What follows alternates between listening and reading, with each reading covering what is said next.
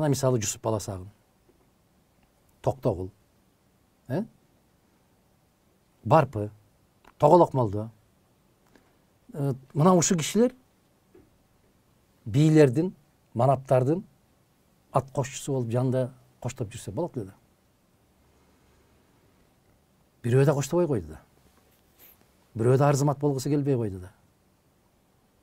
Мына Токомду деле ошол сен ушундай каршы сүйлөпсүн, сен анжан чогуу тополоңуна катышып турсуң, ойнонойын. Кетмен төбөдө жаткан кыргыз кантип анжан, мына бүгүнкүдөй да. Сен анжан көтөрүлүшүнө катышып турсуң. Анжан каякта жатат, Кетмен төбө кайда жатат? Ошондой кылып колун кайрып алып кетип барса, жүздөгөн кыргыз карап туруп берген да, кош, токой, кош деп коюп. Бүгүн деле жанагы сайттарда карасаңар, момундай алат. Биз силер менен, аягына чейин тургула, артка кайтпагыла. Өзүң жатасың. Өзүң жатасың го. Жылуу диванда жатасың, чай ичип атасың. Сиз айтып аткандай, каяктан пайда болот деп аткандар, ушундай табиятынан баягы сойлоп жүрүүчүлөр учууга милдеттүү эмес дейт го, орустар, рожденные ползать, летать не должны дегенде. Алар табиятынан сойлоп жүрүүчүлөр классына кирип калган да. Ошол маселе ушунда турат, сойлоп жүрүүчүлөрдү эмне үчүн жогорку кеңешке алып келген? Ошолорду алып келгендиги үчүн алар билет, ошого милдеттүү болуп калган үчүн байланышып калган. Себеби ал билет, кожоюн жок болсо эртең өзү да жок. Кээ бир азаматтар бийликке жеткенде чакчаңдап кеткенин билесизби?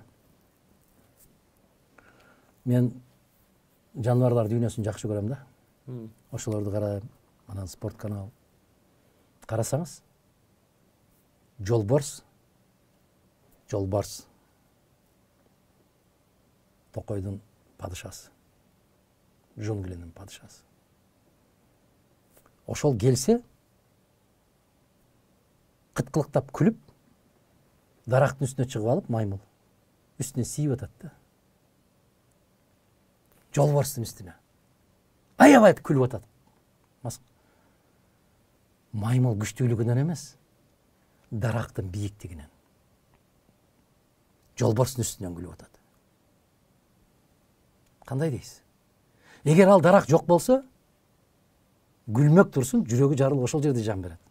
Ошол сыяктуу эле кээ бир жетекчибиз деп жүргөн, кээ бир чоң кызматка жетип алдык деп жүргөн азаматтардын кызматы жок болсо, алар эч ким эмес. Алар эч ким эмес. Мына кече эле мен үстүмдөн карап деп жүргөндөр менен батада, тойдо эмне болуп калса, кандай салам, кандай салам. Мен айтам, мен туруктуу, мен турган жерде турам. Өзүң кандайсың? Жүрөбүз. Жүргөнүңө шүгүр.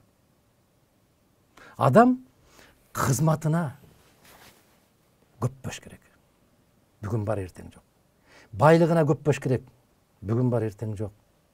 Адам күчүнө да, кубатына да көппөш керек.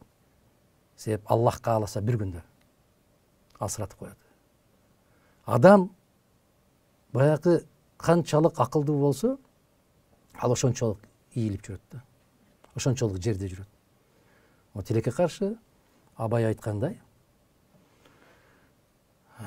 акылдуунун колундагы мылтыктан акылсыздын колундагы келтек коркунучтуу дейт.